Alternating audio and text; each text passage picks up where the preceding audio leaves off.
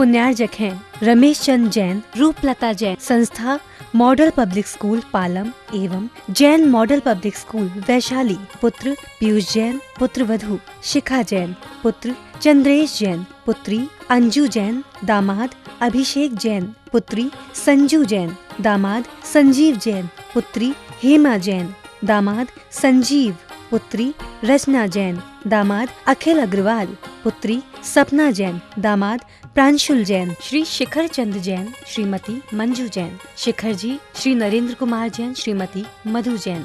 पुत्र पुत्रवधू नितिन श्वेता जैन, नितेश जैन, अर्चना जैन, निखिल सान्या जैन। पौत्री परी सिया, पौत्र पर्व महावीर नगर जयपुर।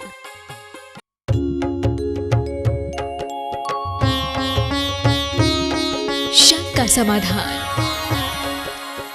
देवाधिदेव 1008 श्री आदिनाथ भगवान की। सचेत होकर बैठिएगा, दोनों हाथों को आकाश की ऊंचाइयां और 3 बार जय जय जय। देवाधिदेव 1008 श्री चंद्रप्रभ भगवान की। परम शांति विधायक श्री शांतिनाथ भगवान की।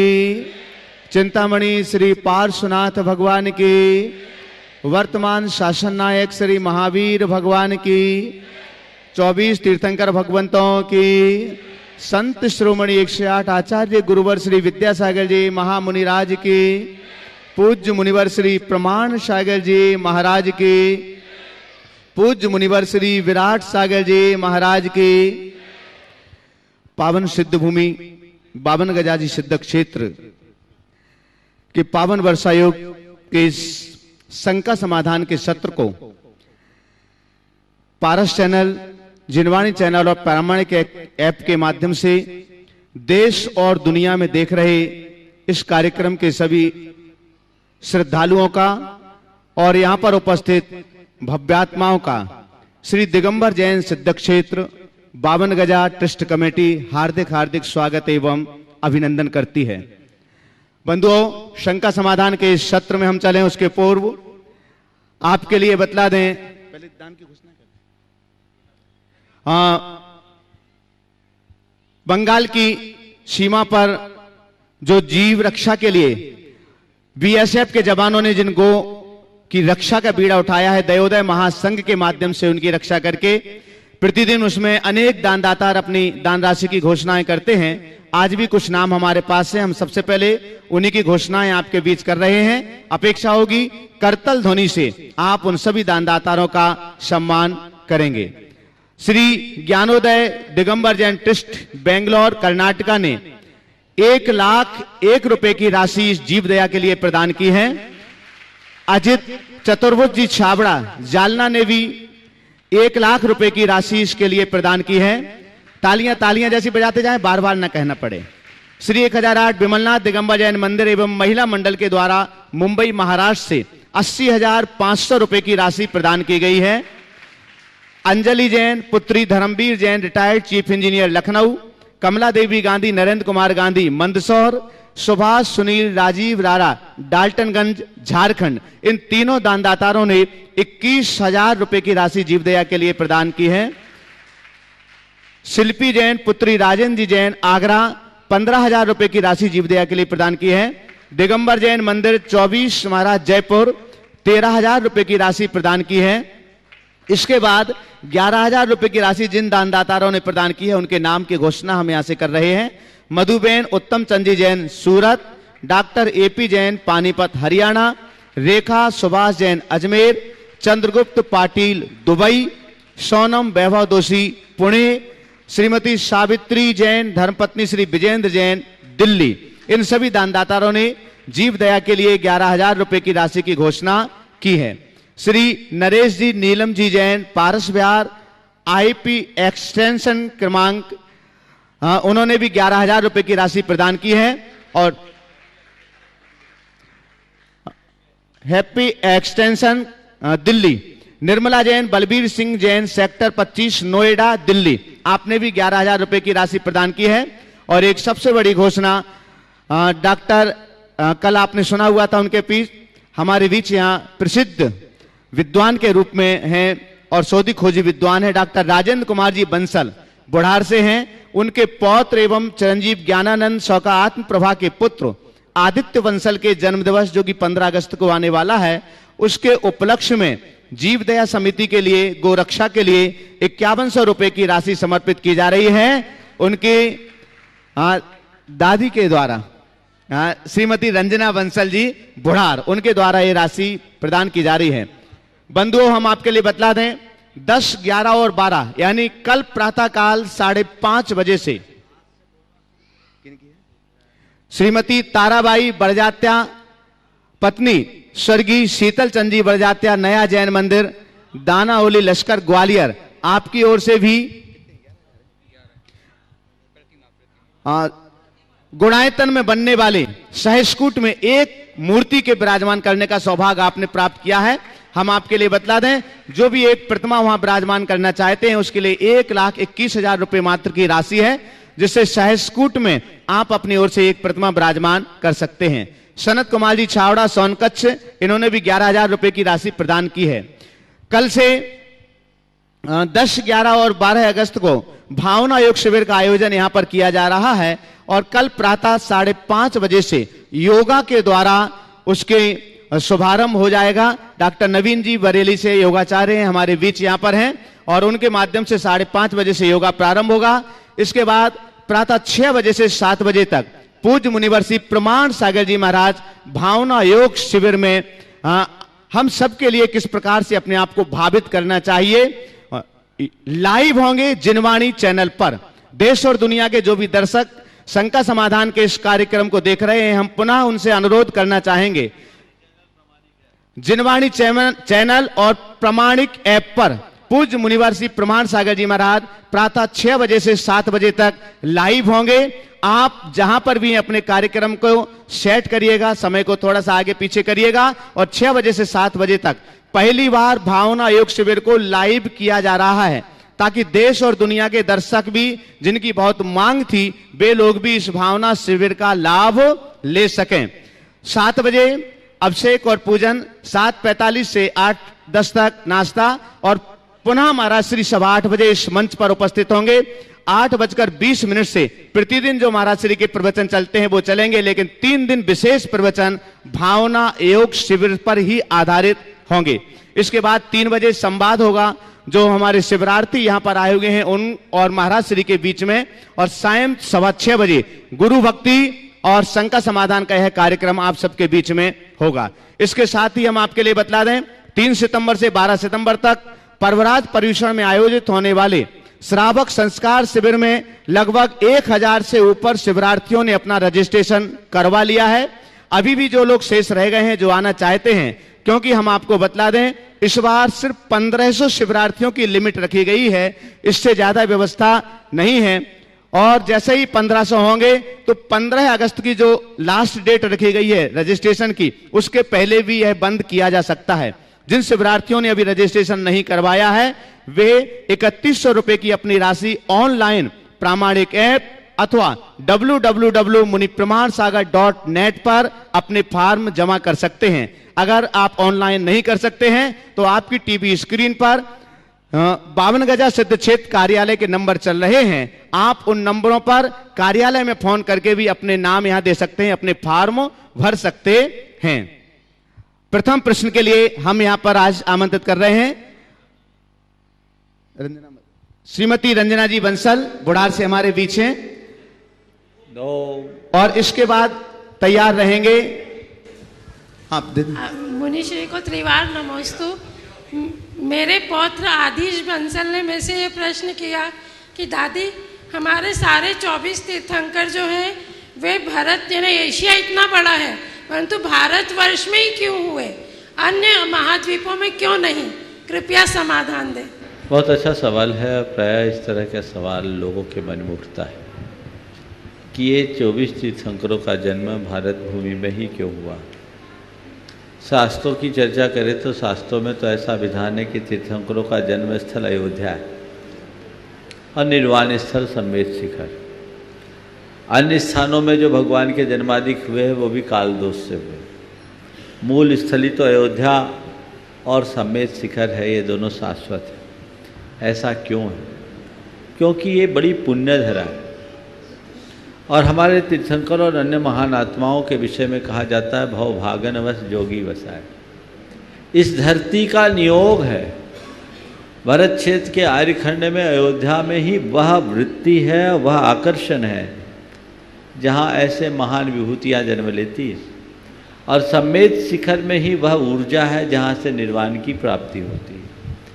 भले जन्म उनका भारत में हुआ, लेकिन ऐसा नहीं कि भारत से बाहर हमारे ऋषि मुनियों का या तीर्थंकरों का विहार नहीं हुआ।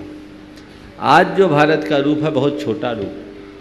हम अपने प्राचीन भारत को देखते, अखंड भारत को देखते तो ये बहुत विस्तृत था। वहाँ भी तीर्थंकरों का या अन्य मुनियों का विहार हुआ है। आज भी बहुत सारे अवशेष मिलते हैं, विदेशों में जैन धर्म के हमें अवशेष मिलते हैं। तो इसलिए अगर हमारे तीर्थंकरों का जन्म भारत भूमि में हुआ है या विहार भारत में प्रमुखता से हुआ है तो इसमें कोई आश्चर्य की बात नहीं, बल्कि ये सोचना चाहिए कि हम ऐसे भाग्यशाली हैं कि ऐसी धरा पर जन्म लिए जिसे तीर्थंकरों ने अपने पुण्य से अभिसिंचित किया। अगर भारत को छोड़कर हम अन्य किसी धरती पर जन्म लिए होते तो ये सौभाग्य शायद हमें प्राप्त नहीं हुआ होता। तो इसलिए हम सबका पुण्य था कि तीर्थंकरों का जन्म यहाँ हुआ, और हमारा भी ये परम सौभाग्य कि हमें उस धरा पर जन्म लेने का अवसर मिला जहाँ तीर्थंकर उसे पूज्य बनाते हैं। मेरा दूसरा प्रश्न है कि आज हम श्रावकगण जो है वो अपने बच्चों को हायर एजुकेशन के लिए, सर्विस के लिए बाहर भेजते हैं, और जब वो जाते हैं तो वो दूसरी समाज की लड़कियां ले आते हैं, तो हमारे, और लड़कियां भी दूसरे समाज में जाती हैं, तो हमारे चौके की शुद्धता कैसे रहे?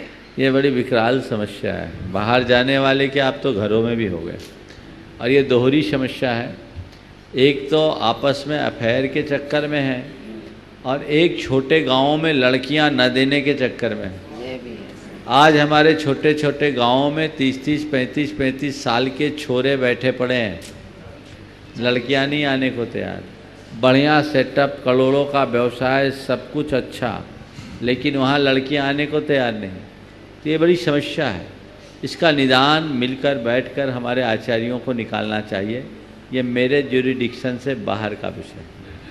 आप लोगों का नहीं, बात है मैं अपील कर सकता हूँ, लेकिन ये जो समस्या है जिसके कारण लोग बाध्य होकर इधर उधर से विवाह कर रहे हैं।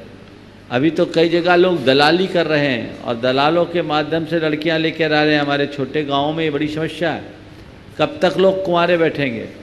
तो इसका रास्ता कुछ निकालना चाहिए, समय रहते इस पर विचार करना चाहिए। पूज्य श्री नमोस्तु, मेरा एक छोटा सा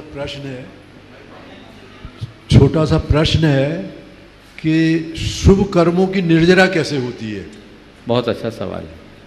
शुभ कर्मों की निर्जरा कैसे होती है? देखिए, शुभ कर्मों की निर्जरा की नहीं जाती है, होती है। एक विशेष बात आपको बोल रहा हूं। धौला में एक जगह एक बड़ा अच्छा प्रसंग आया। वहां आया कि शाता वेदनी जैसे पुण्य कर्म का उत्कृष्ट अनुभाग सत्कर्म 14वें गुण स्थान में रहता है। बहुत सैद्धांतिक बात आपको बोल रहा हूं। यानी ये पुण्य का उत्कृष्ट रूप 14वें गुण स्थान तक। तो वहां सवाल उठाया कि केवली भगवान ने समुद्घात किया तब उसका पुण्य कम नहीं हुआ? तो उन्होंने जो जवाब दिया बड़ा ध्यान देने योग्य है और बड़ा मनोवैज्ञानिक हेतु दिया। उन्होंने कहा कि नहीं, ऐसा नहीं हुआ। बोले क्यों नहीं हुआ? तो उत्तर देते हुए कहा, न सम्मा इट्ठी पसत्थ कम्मान अनुवागम न हणदी, कि सम्यक दृष्टि प्रशस्त कर्म के अनुभाग का घात नहीं करता। जो कर्म सिद्धांत को जानते हुए जानते कि पुण्य और पाप का भेद अनुभाग में, स्थितियां सब पाप है। तो सम्यक दृष्टि पुण्य कर्म के अनुभाग का घात नहीं करता। क्यों नहीं करता? तो एक अच्छा मनोवैज्ञानिक कारण प्रस्तुत करते हुए आचार्य भगवान वीरसेन ने कहा कि देख भाई, पुण्य का घात करने के लिए संक्लेश करना होगा। पुण्य का घात करने के लिए संक्लेश करना होगा, और संक्लेश करने में पाप बंधेगा। इसलिए कौन सम्यक दृष्टि होगा जो पुण्य के घात के लिए पाप को बांधे। आचार्य महाराज ने एक बहुत अच्छा उदाहरण एक बार बताया। उन्होंने कहा कि देखो, कहीं किसी के घर कोई उपद्रवी घुस जाए तो उसको भगाने के लिए पुलिस कंट्रोल रूम में फोन करके पुलिस को बुलाना पड़ता है। चोर को भगाने के लिए पुलिस को बुलाना पड़ता है, गुरुदेव ने ये कहा। लेकिन पुलिस को भगाओ ऐसा साहूकार नहीं बोलता। समझ में आ गई ना बात? सार में उनके तो सूत्र होते हैं, सब बातें उनने कह दी। एक बात मैं कहता हूं पुण्य और पाप के संदर्भ में, पुण्य और पाप के बंध को कभी एक मत मानो, पुण्य और पाप के फल को एक मानो।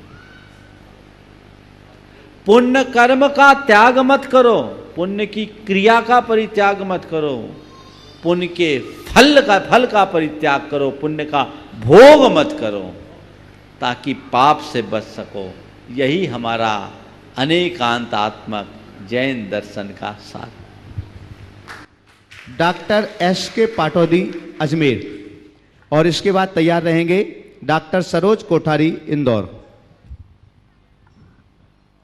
आपके लिए बतला दें, ये जो डॉक्टर अभी यहाँ प्रश्न कर रहे हैं, एक कल से लगने वाले भावना योग शिविर के सभी प्रशिक्षक डॉक्टर हैं। एक बार सभी के लिए सामूहिक जोरदार करतल ध्वनि से सम्मान कर लें।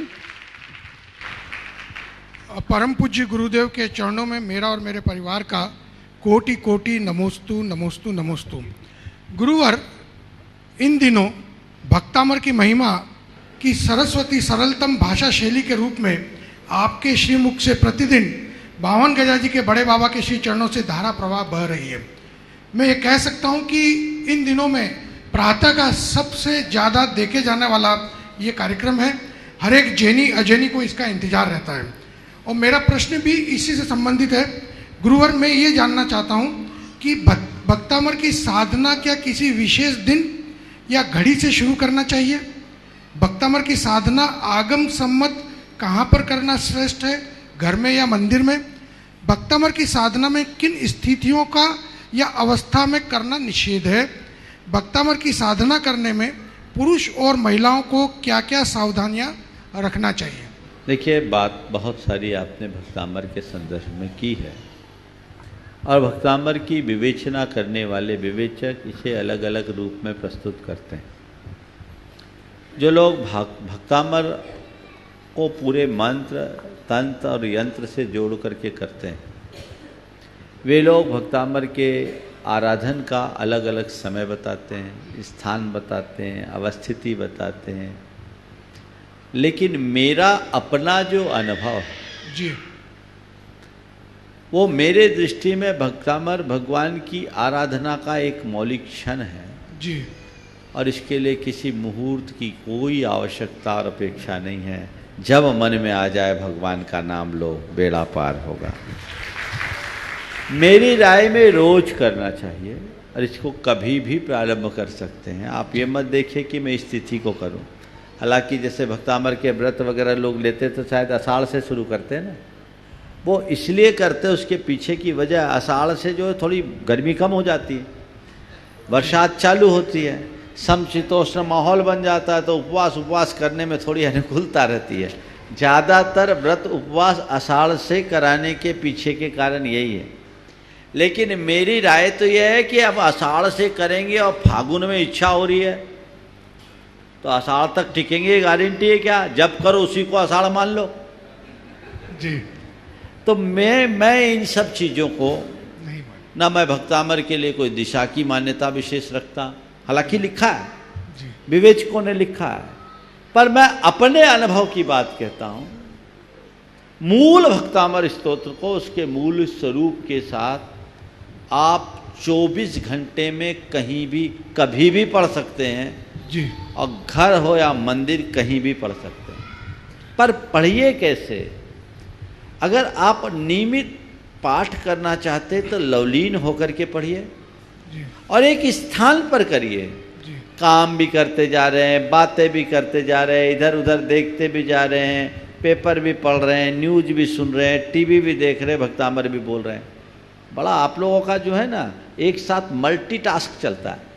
मैं देखता हूँ कभी कभी लोग प्रवचन भी सुनते हैं और माला भी गिन लेते साथ साथ। इस सभा में दोनों कार्यक्रम चलता रहता है, माला भी गिन रहे हैं और प्रवचन भी सुन रहे। नहीं, जो करो लवलीन होकर करो तो उसका आनंद। नमस्ते गुरु। डॉक्टर सरोज कोठारी इंदौर, डॉक्टर नवीन जैन बरेली योगाचार्य, कल से जो योग के प्रातः 5:30 बजे से आपके साथ होंगे डॉक्टर नवीन जैन और साथ में उनका बेटा अनमोल जैन। हाँ, खड़े हो जाओ साथ में बस। नमस्तु महाराज श्री। मासी, अभी नागपुर में योग शिविर लगाए, वहाँ पर सबकी भावना थी कि भावना योग कराया जाए और भावनाओं को देखते हुए महर्षि भावना योग का प्रयोग किया गया। महाराज जी, भीषण बारिश वहाँ चल रही थी लगातार। उसके बाद महर्षि आप सबके आशीर्वाद से, गुरुदेव का आशीर्वाद से महाराज जी बहुत सफल कार्यक्रम रहा। महाराज जी, द्वितीय प्रश्न ये है कि भावना योग अंतरंग आत्मा से जुड़ा हुआ एक ऐसा योग है। महाराज जी, आज जो आत्मा दुखी इसलिए है कि आज अति वर्षा हो रही है और इसमें जनहानि भी हो रही है और पशु हानि भी हो रही है। तो इस स्तर पर भावना योग के साथ साथ ऐसा क्या किया जाए कि उसमें पूर्ण भावना उसमें समाहित हो जाए? देखिए, हम जो मंगल भावना बोलते हैं उसमें सारे जगत के मंगल की बात है। जन का मंगल, गण का मंगल, मन का मंगल होए, राजा प्रजा सभी का मंगल धरा धर्म में हो। हम भावनाएं भाएं कि पूरी धरती पर मंगल हो, हम विश्व क्षेम की कामना करें, हर कोई मंदिरों में शांति धारा इस भाव से करे। हालांकि हमारी भावना ही है जगत में शांति की, लेकिन कल से लोग और विशिष्ट भाव से करें कि ये जो त्रासदी है जिसके शिकार लोग हो रहे हैं, ये त्रासदी थमे, उनके लिए सहारा मिले, उनके लिए संरक्षण मिले और काम को आगे बढ़ाए। मैं एक आध दिन में इस पर भी चर्चा करूंगा, आप लोगों से कहूंगा कि वहाँ जो इस बाढ़ से पीड़ित है उनके लिए अपना योगदान अवश्य देना चाहिए। बाढ़ से पीड़ितों की रक्षा के लिए पूरे सांगली, कोल्हापुर, बेलगांव पूरे डूब में है। ऐसी त्रासदी है, वहाँ के कार्यकर्ता वास्तविक आकलन कर रहे हैं। समय पर उसकी सूचना आएगी तभी मैं इस मंच के माध्यम से बोलूँगा। लेकिन हम उनके लिए मंगल भावना भाएं और जितना बन सके खुले मन से उनके सहयोग के लिए अपना हाथ आगे बढ़ाएं, क्योंकि ये हमारा मानवीय कर्तव्य है। ठीक, नमस्ते महाराज। मुकेश एक अनमोल। कीर्ति जैन दिल्ली, तैयार हैं? नमस्ते महाराज जी। महाराज जी, मेरा प्रश्न ये है कि आचार्य जी छोटे बच्चों से वो आहार क्यों नहीं लेते हैं? हाँ, छोटे से आहार क्यों नहीं लेते? इसलिए कि आहार के लोभ में आप जल्दी बड़े हो जाओ। चलो चलिए, नमस्ते। मुकेश कीर्ति जैन दिल्ली, आपके लिए बता दें, कीर्ति जैन ये भी भावना योग शिविर के प्रशिक्षक के रूप में एक बार जोरदार कर्तध्वनि से उनका भी सम्मान करें। हाँ, पहले भी कई अनेक शिविरों में हाँ करा चुकी हैं। और साथ में कुणाल जैन। नमस्ते गुरुदेव। मेरे प्रत्येकान में आत्मा है, मेरे चारित्र में आत्मा है, मेरे योग में आत्मा है, मेरे रोम रोम में आत्मा है। ये चार व्याख्या हम भावना योग में बोलते हैं। इसके संदर्भ में मेरा प्रश्न है, आत्मा का समर्पण, आत्मा को समर्पण, आत्मा से समर्पण, आत्मा के लिए समर्पण, इसमें क्या डिफरेंस है? इन्हें कैसे पहचाने, जीवन में कैसे उतारें? बहुत अच्छी बात है। भावना योग का आप नियमित प्रयोग कर रहे हो, मुझे बड़ी प्रसन्नता है। कुणाल डेली भावना योग करता है, इसकी माँ कीर्ति से भावना योग करा रही है। और कीर्ति जी ने दिल्ली में कितने 11 कैंप प्रशिक्षण के वहाँ करा चुकी हैं, जिसमें काफ़ी संख्या में लोग दिल्ली में आ रहे हैं। ऐसे भी अन्य लोग भी हैं जिनका आप कल सबको परिचय होगा, अभी मुझे अपडेट नहीं आया, लेकिन बहुत सारे लोग ये कार्य कर रहे हैं, मुझे बहुत प्रसन्नता है। और तुम्हारे इस सवाल को सुनकर के मुझे और प्रसन्नता है कि तुम भावना योग में बहुत आगे बढ़ गए हो और समय सार्थ के मूल तक पहुंच गए हो। आधा कुमज्ज नाने आधा में दंसने चरित्ते आधा पच्छक खाने आधा में संवरे जोगे। ये आचार्य कुंद कुंद की उक्ति है जो ये भावना भाते हैं कि मेरे ज्ञान में, मेरे दर्शन में, मेरे चरित्र में, मेरे संयम में, मेरे तप में, मेरे प्रत्याख्यान में, सब में आत्मा है। भावना की चरम अवस्था में पहुंच जाने के बाद जब हम सबको केवल आत्मरूप देखते हैं, अपने आप को केवल आत्मा में केंद्रित कर देते हैं, अपने चित्त को आत्मा के लिए समर्पित कर देते हैं, तो उसी क्षण हमें आत्मा की अनुभूति होती है और हम परमात्मा होते हैं। ये आत्म भावना का चरम रूप है। आपने पूछा आत्मा में, आत्मा को आत्मा के लिए आत्मा से समर्पण कैसे करें, यही पूछना चाह रहे हैं। बस यही एक प्रक्रिया है, भेद से अभेद की ओर बढ़ा जाए, जो उत्तरोत्तर उच्च भूमिका में जाने की बात है। इस प्राथमिक भूमिका में तो सबसे पहली आवश्यकता आत्मा को पहचानने की है। मैं आत्मा हूं ये समझ अगर अंदर विकसित हो गई तो बाकी बातें सब सहज होने लगेगी। फिर अनात्मा का आकर्षण छूटने लगेगा। वो अनात्मा के कारण जो हम सब जड़ विकल्पों में उलझते हैं उससे बच जाएंगे और हमारे जीवन का पथ प्रशस्त हो। नमोस्तु गुरुदेव। नमोस्तु गुरुदेव। जब हम प्रतिक्रमण करते हैं तो अपने दोषों का, गलतियों के बारे में सोचते हैं, उन्हें याद करते हैं, फिर प्रत्याख्यान में उन दोषों को नहीं दोहराने की, फिर से नहीं करने का संकल्प करते हैं। मनोविज्ञान में एक सिद्धांत है सर्कल ऑफ कंसर्न और सर्कल ऑफ इन्फ्लुएंस। यदि हम सर्कल ऑफ कंसर्न यानी दोषों के बारे में सोचेंगे तो सर्कल ऑफ कंसर्न बड़ा हो जाएगा, फलस्वरूप सर्कल ऑफ इन्फ्लुएंस छोटा हो जाएगा। और यदि हम उसके सॉल्यूशन के बारे में सोचते हैं कि हमें क्या करना है, तो हमारा सर्कल ऑफ इन्फ्लुएंस बड़ा होगा और सर्कल ऑफ कंसर्न छोटा हो जाएगा, फलस्वरूप हमारे दोष अपने आप कम हो जाएंगे। तो गुरुदेव कृपा हमें बताएं कि हमें अपने दोषों को रोजाना याद करके उसको जांचना चाहिए या नहीं। देखिए, मनोविज्ञान में ये जो बात कही गई है उससे मैं पूरी तरह सहमत हूँ, लेकिन कुछ अंशों में हमें दोषों को झांक कर देखना भी चाहिए। प्रतिक्रमण का मतलब केवल ये नहीं है कि हम अपने दोषों की आलोचना करें। प्रतिक्रमण का सीधा अर्थ है अपने दोषों का निराकरण करें। कृत दोष निरायरणम परिक्रमणम, किए हुए दोषों के निराकरण का नाम प्रतिक्रमण है। और दोषों के निराकरण की इस प्रक्रिया का मतलब मन में बुहारी लगाना, झाड़ू लगाना। तो उसमें हम जब तक अपनी गलती को गलती के रूप में स्वीकार नहीं करेंगे, अपनी गलतियों से मुक्ति नहीं पा पाएंगे। तो अपराध बोध के साथ अपराध स्वीकृति और उसका पश्चाताप मन में होना चाहिए। इससे जो हम अबुद्धिपूर्वक दोष करते हैं वो दोष बुद्धिपूर्वक होने लगेंगे, और जब हम अबुद्धिपूर्वक से बुद्धिपूर्वक में आ जाएंगे तभी हम उसको रोक पाएंगे, नियंत्रित कर पाएंगे। इसलिए प्रतिक्रमण की प्रक्रिया बड़ी अनुकूल प्रक्रिया है जो हमारे जीवन को बेहतर बनाने में बहुत सहायक है। पहले प्रतिक्रमण से अपने मन को साफ करो। फिर प्रत्याख्यान का मतलब केवल त्याग नहीं, प्रत्याख्यान को मैं नए तरीके से व्याख्यायित करता हूँ, भावी जीवन को उज्जवल बनाने की प्रतिज्ञा, संकल्प। आने वाले कल में मुझे क्या करना है, आज का दिन मुझे कैसे बिताना है, मुझे किस रूप में रहना है। मैं ये नहीं करूँगा, मैं ये नहीं करूँगा, मैं ऐसा नहीं बोलता। आज मैं गुस्सा नहीं करूँगा, ऐसा कहने की सलाह मैं कभी नहीं देता, पर आज मैं क्षमा रखूँगा, ये बात स्वीकारने में बहुत अच्छी बात है।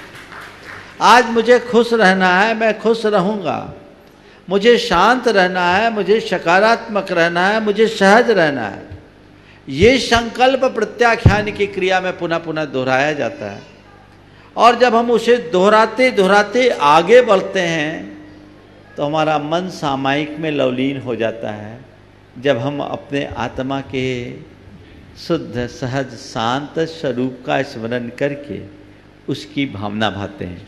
विस्तार से चर्चा भावना योग में होगी। चूँकि आपके सामने ये बातें प्रैक्टिकली आपको फेस करना पड़ता होगा, मुझे बहुत प्रसन्नता है कि दिल्ली जैसी जगह में खुद के प्रयासों से ये 11 प्रशिक्षण लोगों को दे चुकी है भावना योग की, और उसमें एक एक में 100 लोग से ज़्यादा आ रहे हैं। ये एक अपने आप में बहुत अच्छी बात है, और लोग भी प्रेरणा लें। और मैं तो चाहूँगा इस बार की इस भावना योग के शिविर में बहुत से ऐसे लोग भी आए हुए हैं जो प्रशिक्षक की हैसियत रखते हैं और पिछले दिनों से नियमित अपना अभ्यास कर रहे हैं। कल एक सत्र में उन लोगों के लिए भी रखूँगा और चाहूँगा आगे आने वाले दिनों में इसका विस्तार। नमोस्तु गुरु। नमोस्तु भगवान। गुरुवार जब हम भावना योग करते हैं तो अपनी भावनाओं को शब्दों में व्यक्त करके, भावना योग से रिलेटेड सवाल कल पूछ लेंगे तो अच्छा रहेगा, है ना? अच्छा ठीक है। हाँ, ब्रह्मचारिणी सुनीता दीदी कल आप दूसरा पूछ लो, कोई दूसरा है तो पूछ लो, नहीं तो कल पूछ लो। कल जाएंगे, आज ही कर लो, कल जाना है तो जाएंगे। हाँ बोलो। गुरुवार तीर्थंकर पदवी का बंध 16 कारण भावना के फलस्वरूप होता है। हाँ। परंतु सब तीर्थंकरों के 5 कल्याणक नहीं होते। विदय में 2, 3 और 5 कल्याणक होते हैं। तो गुरुवार कल्याणकों की संख्या ये 2, 3, 5 कैसे होती है? जो पूर्व भाव में 16 कारण भावना भाग के तीर्थंकर बनते हैं उनके 5 कल्याणक, और जो इसी भाव में भावना भाग के तीर्थंकरत्व को प्राप्त कर लेते हैं उनके 3 भी होते हैं। अच्छा। 2 भी होते हैं। ऐसा गर्भ और जन्म छोड़ करके 3 या 2, और पूज्यता सबके लिए बराबर ही रहती है। हाँ, गुणों में कोई कमी नहीं। ब्रह्मचारिणी सुनीता दीदी, और इसके बाद तैयार रहेंगे यश सेठी बड़वानी। नमोस्तु महाराज श्री। महाराज श्री, कर्मों का बंध तो प्रतिपल होता है, लेकिन हमारा थोड़ा सा समय आधा घंटे कहें 1 घंटे कहें मंदिर में जाता है, और आपके सत्संग में जो भी बैठते गए तो 1 घंटे उसमें निकलता है। उस समय तो धर्म की भावनाएं रहती हैं, लेकिन 22 घंटे घर में व्यतीत होता है।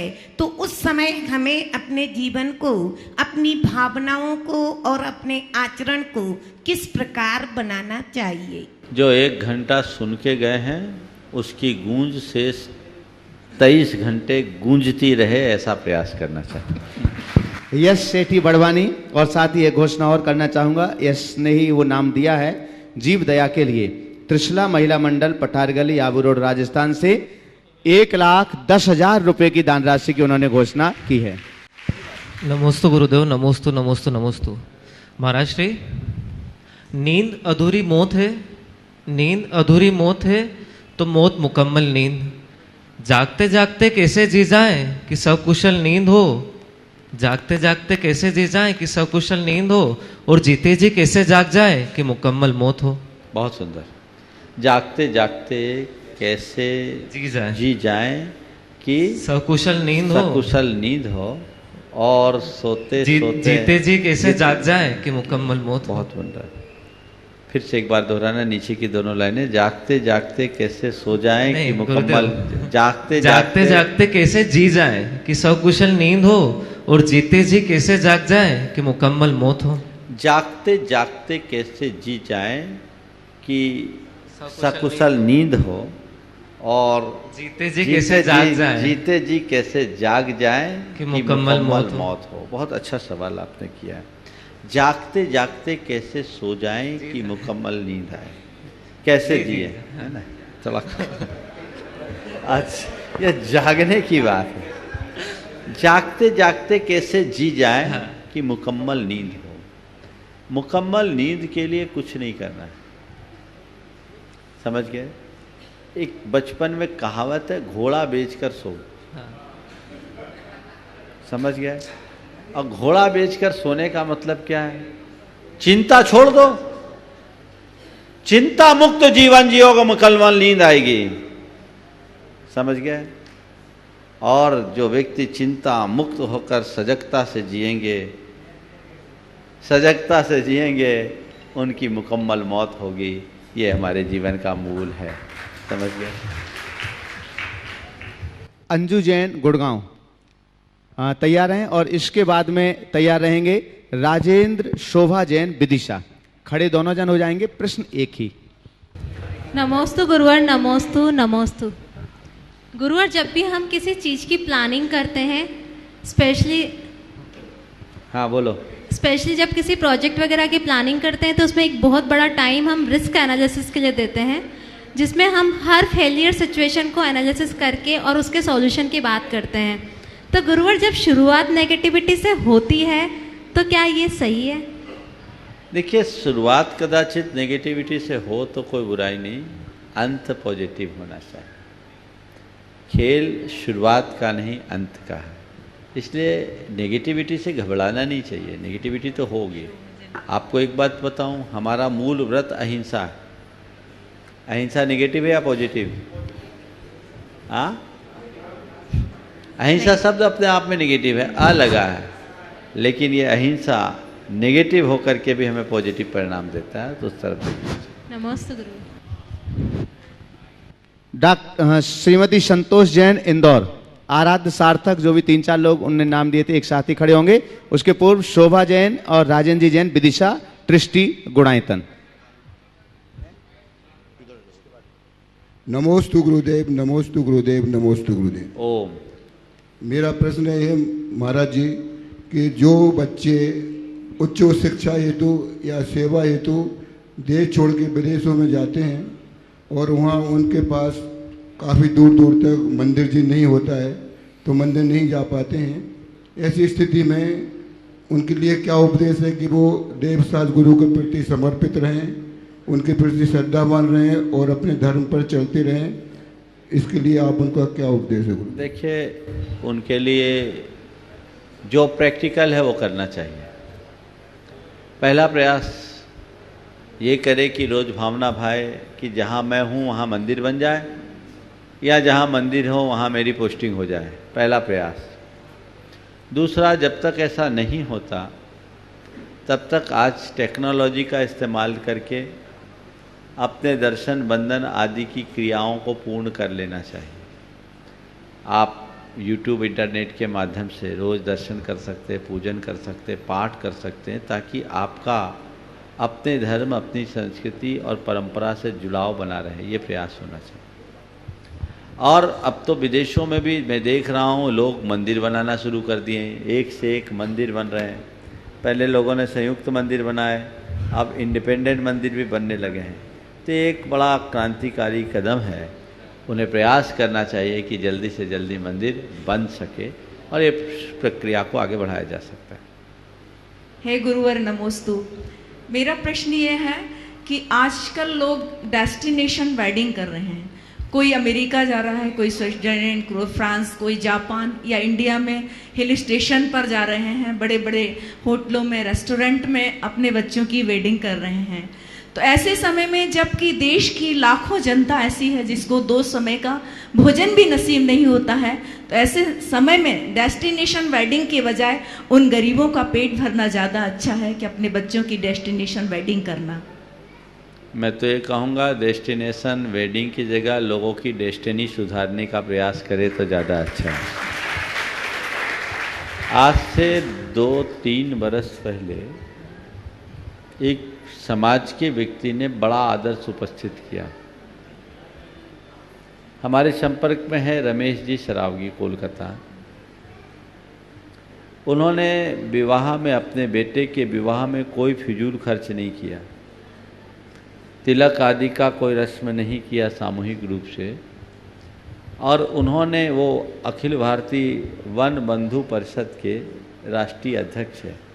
एकल विद्यालय जो लगभग देश में 1 लाख चलते हैं, उनके नेतृत्व में उन्होंने झारखंड के आदिवासी वन में रहने वाली 108 कन्याओं का विवाह कराया सामूहिक, मोरहाबादी स्टेडियम रांची में। हमारी ही प्रेरणा से ये कार्य किया और लोगों ने इसकी बड़ी सराहना की। झारखंड के राज्यपाल और मुख्यमंत्री उसमें पधारे, तो एक अनुकरणीय पहल हुई। ऐसे एक व्यक्ति ने अपने बेटे के विवाह में फिजूल खर्च करने की जगह 200 आवासहीन लोगों को मकान बना करके दिए। ये सारे देश में आया। तो एक अनुकरणीय पहल है, हमें इस तरह के सकारात्मक पहल करना चाहिए। नमोस्तु गुरुवर, नमोस्तु। संतोष जैन इंदौर, तीनों चार साथ में हो जाएंगे। इसके बाद उत्कर्ष जैन, तैयार रहें। नमोस्तु महाराज जी, मेरा प्रश्न यह है कि महाराज जी मैं संस्कृत में भक्तांबर पाठ सीखता हूँ, तो मेरे को बोलने में अनजाने में गलतियाँ हो जाती हैं, तो मुझे दोष तो नहीं लगता। पूरा पाठ पढ़ लेने के बाद भगवान से क्षमा मांग लेना, कोई दोष नहीं लगेगा। उत्कर्ष जैन, बस एक ही रोज प्रयास करोगे तो धीरे धीरे एक ही समय नहीं है आज। उत्कर्ष जैन, और इसके बाद में तैयार रहेंगे स्वप्निल गंगवाल। नमस्ते महाराज जी। महाराज जी, जैसे हमने हाल ही में देखा कि सीसीडी की मालिक वीजी सिद्धार्था ने डिप्रेशन में आके सुसाइड कर लिया। महाराज जी, एक इंसान जिसके ऑल इंडिया 1700 से ज़्यादा कॉफ़ी के आउटलेट्स हों और इतना पैसे होने के बाद भी इंसान अगर डिप्रेशन में आ जाता है, और एक इंसान जो खेतों में दिन भर काम करता है फिर भी वह फांसी लगाकर अपनी जान दे देता है, तो महाराज जी पैसे की अधिकता और अभाव में अपने आप को कंट्रोल कैसे करें? दाम बिना निर्धन दुखी तृष्णावश धनवान, कहीं न सुख संसार में सब जग देखो छान। ये उक्ति है, ये हमें बहुत कुछ सोचने समझने के लिए विवश करती है। जहाँ तक डिप्रेशन के शिकार हैं, संपन्न लोग ज़्यादा है। एक बार एक तुम्हारी जैसे युवक ने मेरे पास एक लिस्ट ला कर दी थी जब मैं अजमेर में था। उसमें विश्व के 20 बड़े धनपतियों का नाम था जो अपने अपने ज़माने के टॉप 10 में थे, और उन सब ने सुसाइड किया था। ये लिस्ट ला करके दी थी, वो पेपर मेरे पास नहीं है, लेकिन ऐसे लोग थे। तो ये बहुत चिंतनीय है, और इसी से मनुष्य समझ सकता है कि संपन्नता मनुष्य के सुख का आधार नहीं। ये बात हर व्यक्ति को अपने दिल दिमाग में स्थापित करना चाहिए कि पैसे का हमारे जीवन में उपयोग तो है, पर एक सीमा से अधिक नहीं। यदि इतनी बातें लोग समझकर चले तो कहीं किसी प्रकार की दुविधा नहीं होगी। दूसरी बात, कोई किसान आत्महत्या करता है तो डिप्रेशन के कारण नहीं, मजबूरी में करता है। जब वो कर्जदार बन जाता है, उसके ऊपर साहूकार और अन्य लोगों का दबाव बढ़ने लगता है, जब घोर आर्थिक संकटों से जूझने लगता है, तो उसके सामने कोई चारा नहीं रहता। हमें इन सब दोनों बातों से बचने का एक ही उपाय है। पहला कि हम अपने मन में ज़्यादा आसक्ति न रखें, संतोष रखें, और दूसरा अपनी अपेक्षाओं का अधिक विस्तार न करें। जो लोग बहुत बड़ा आदमी बनने की कोशिश करते हैं, उनके साथ प्राय इस तरह की दुविधाएं आ जाती हैं। तो हम अपनी आसक्ति और अपेक्षा इन दोनों को नियंत्रित करने में सफल होते हैं, तो ये सब दुर्बलताएं कम हो सकती हैं। स्वप्निल गंगवाल, और इसके बाद में तैयार रहेंगे पीके जैन दिल्ली और अनुराग जैन गाजियाबाद, दोनों एक साथ ही खड़े हो जाएंगे। गुरुवर के चरणों में बारंबार नमोस्तु। गुरुदेव, भावनाओं के नियंत्रण में न रहकर भावनाओं को नियंत्रण में कैसे रखा जाए? हाँ, बोलो बोलो। भावनाओं के नियंत्रण में न रहकर भावनाओं को नियंत्रण में कैसे रखा जाए? क्या भावना योग के माध्यम से अपनी भावनाओं को पूर्णतः नियंत्रित किया जा सकता है? बिल्कुल, भावना योग के माध्यम से न केवल भावनाओं को नियंत्रित किया जा सकता है, अपितु परिष्कृत भी किया जा सकता है। वस्तुतः भावना योग हमारी चित्तवृत्ति की निर्मलता का आधार है। आपने पूछा है भावनाओं के नियंत्रण में न रहकर भावनाओं को नियंत्रण में कैसे रखा जाए। अगर हम अपने विवेक को जगा लें तो भावनाएं हमारे नियंत्रण में होगी, और भावना योग इसका बहुत कारगर उपाय है। नमस्ते। पीके जैन दिल्ली और अनुराग जैन गाजियाबाद, साथ में ही खड़े हो जाएं दोनों जन।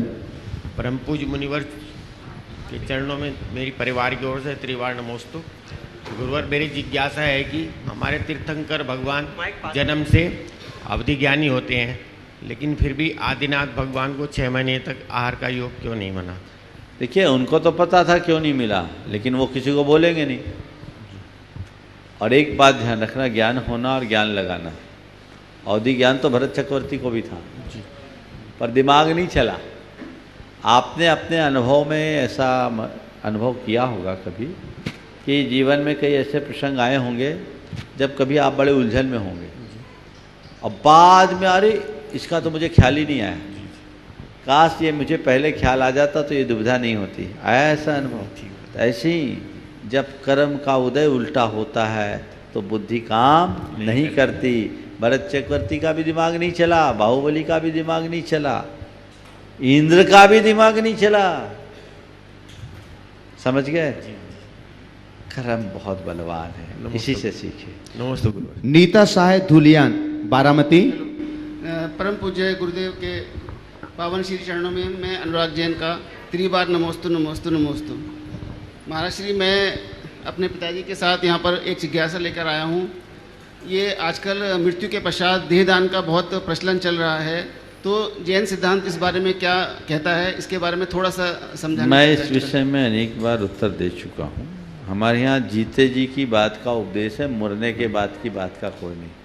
नीता साहे धुलियान, बारामती। का क्या करना है तुम जानो, लेकिन ऐसे मैं बताऊं, आज वर्तमान में देह दान की कोई खास उपयोगिता नहीं है, ऐसा चिकित्सक भी कहते हैं। अब सब कंप्यूटराइज्ड मॉडल से काम हो जाता है और जितना आवश्यक है वो लावारिस लाशों से काम चल जाता है। मैंने इस विषय पर कई बार बहुत विस्तार से कहा है, पुरानी क्लिप से आप सुन सकते हैं। नमस्ते गुरुवर। नीता साहे धुलियान, बारामती। और इसके बाद तैयार रहेंगे वर्धमान इंगले, महावीर पुडाल, बेलगांव, कर्नाटका। नमस्तु गुरुवर, नमस्तु।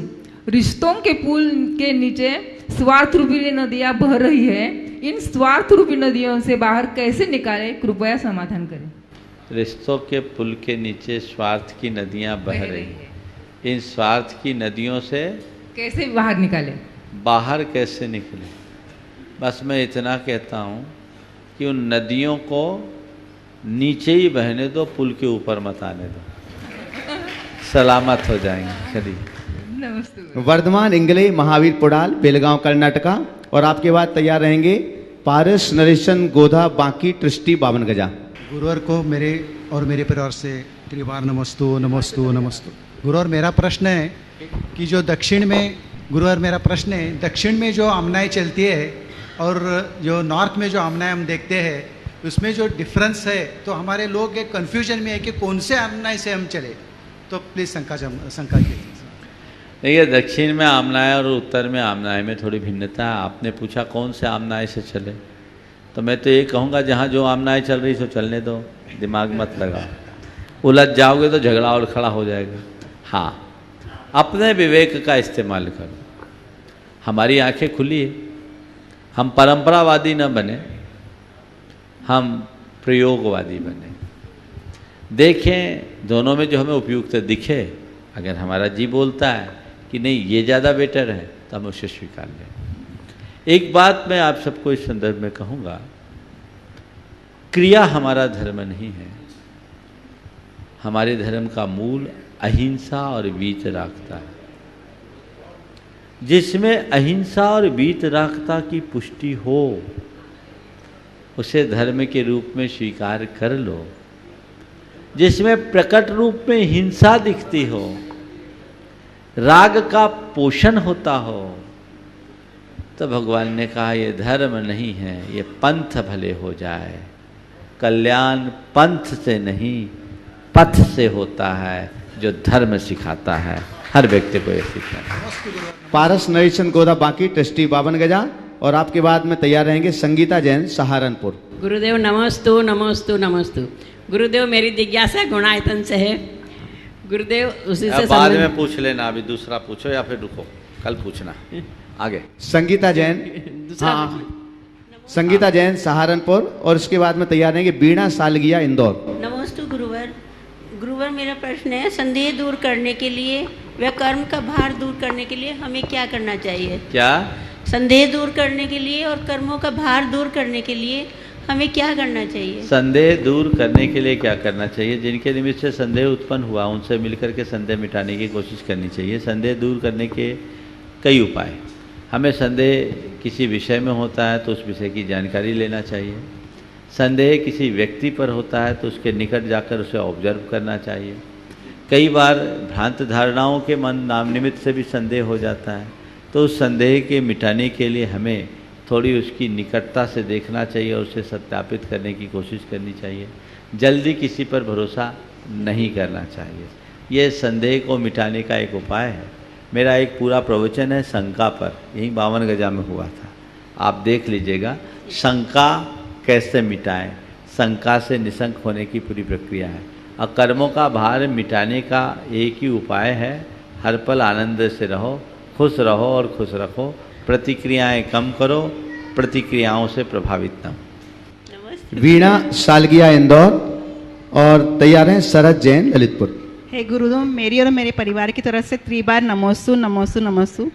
गुरुदेव, संसार में कहावत है कि समय पर संभल जाओ, तो हमें कैसे मालूम होगा कि ये संभलने का समय है? हर रात को अंतिम समझकर सो, हर प्रात को अंतिम समझकर जग।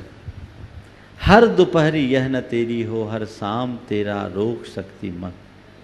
हर रात को अंतिम समझकर सो, हर प्रात को अंतिम समझकर जग। हर दोपहरी यह न तेरी हो, हर शाम तेरा रोक सकती मत। कौन जाने कौन समय क्या साथ लाता है, भाई मेरे हर समय कहकर न आता है। ये उक्ति याद करो और हर समय को अंतिम समय मान करके करो, तो हमारा जीवन सफल और सार्थक होगा। गुरुदेव। शरद जैन ललितपुर और निहाल चंद जैन ललितपुर तैयार हैं। हे गुरुवर नमोस्तु। गुरुवर, कार्ल मार्क्स नाम के एक सोशोलॉजिस्ट ने कहा है कि जो कर्म सिद्धांत है ये अमीरों द्वारा बना हुआ नियम है, जिससे वो गरीबों को दबाते हैं, और जो गरीब हैं वो कहते हैं, वो ये मान के स्वीकार कर लें कि ये तो हमारा कर्म का फल है, और विद्रोह नहीं करते। तो इस का हम कैसे काउंटर ये मार्क्स के अपने विचार है, पर सही नहीं है। जहाँ साम्यवादी व्यवस्थाएं हैं, जैसा मार्क्स ने निर्धारित किया, वहाँ जाकर देखो क्या सभी का रूप एक सा है? नहीं है। सभी का स्वास्थ्य एक सा है? नहीं। सभी की बुद्धि एक सी है? सभी का स्वभाव एक सा है? सभी का चिंतन एक सा है? नहीं, सिर्फ थ्योरी में अंतर है ना, अलग अलग। ये क्यों? ठीक है, वहाँ पैसे से सब बराबर हो सकते हैं, पावर में बराबर हो सकते हैं, एक व्यवस्था ऐसी बना दी गई, लेकिन इसके बाद भी रंग रूप विचार स्वभाव प्रवृत्ति स्वास्थ्य परिवार एक होगा क्या? ये क्यों हुआ ऐसा अंतर? अमीरी और गरीबी का भेद तुमने मिटा दिया, लेकिन तुमने एक अच्छे और बुरे का भेद थोड़ी मिटा पाए। वहाँ अपना कर्म फल दे रहा है। कर्म अपना फल द्रव्य क्षेत्र काल भाव के हिसाब से देता है, इसलिए जहाँ जैसा वातावरण होता है वहाँ वैसा ही काम हो जाता है। इस प्रकार आज के सत्र को परम पूज्य गुरुदेव के चरणों में नमन अर्पित करते हुए यहीं पर विराम दे रहा हूँ। बोलिए परम पूज्य आचार्य गुरुवर श्री विद्यासागर जी महाराज जी की।